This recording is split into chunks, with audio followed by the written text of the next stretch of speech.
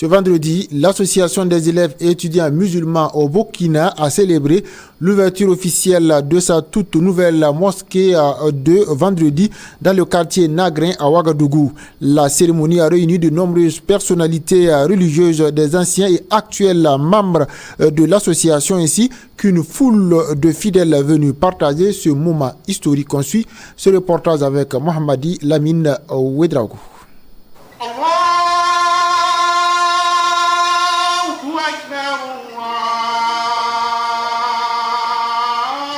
Donc le projet dans lequel nous sommes aujourd'hui, c'est un projet que nous avons postulé et gagné grâce à l'accompagnement d'une de nos aînés, Agia Niampa, qui est actuellement en Arabie Saoudite, qui avec son bon travail, son bon développement au travail au sein de son entreprise, sa patronne a voulu l'honorer en construisant effectivement un lot de projets dans son pays de résidence.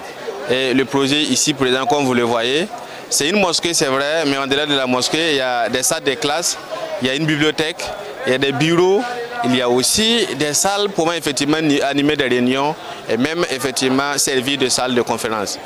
Dans la présentation du projet, le coordinateur nous fait savoir que c'est une année et 2 mois, puisque le projet a débuté en juin 2024 et effectivement nous sommes à la fin aujourd'hui. Mais quand nous parlons du début, effectivement, il y a eu effectivement des phases de pause sans qu'il n'y ait des travaux. Parce qu'avec le contrôle, le bureau de contrôle, effectivement, chaque fois, à chaque étape du projet, il faut avoir effectivement la validation de l'évolution par le laboratoire, ce qui nous a effectivement pris assez de temps. Mais aujourd'hui, alhamdulillah, nous sommes à la fin de l'exécution du projet. Donc le projet n'a pas atteint effectivement 2 ans, mais on pourrait dire 15 à 16 mois de réalisation. Ce projet est une fierté pour l'AMB.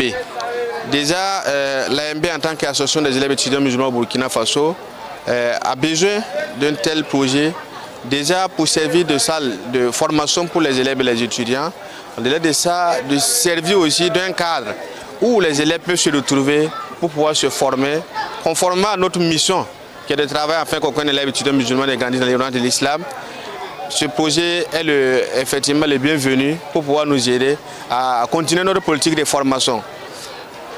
Oui, si on dit qu'on n'a pas rencontré des difficultés, tout projet, toute œuvre humaine doit rencontrer des difficultés.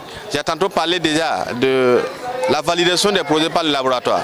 Souvent, il est avéré des moments où vous finissez, vous avez besoin juste d'un OK du labo pour continuer, mais souvent ça traînait un peu. Donc ça a un peu joué sur le temps mis de réalisation du projet. En dehors de ça, notre projet aussi avait d'autres difficultés. Parce que le projet, dès le départ, a été un peu modifié. Les salles de classe, on devrait faire des salles de classe RDC, mais nous avons voulu faire une fondation à niveau pour faire effectivement un projet où on pourra compléter après, faire R+2.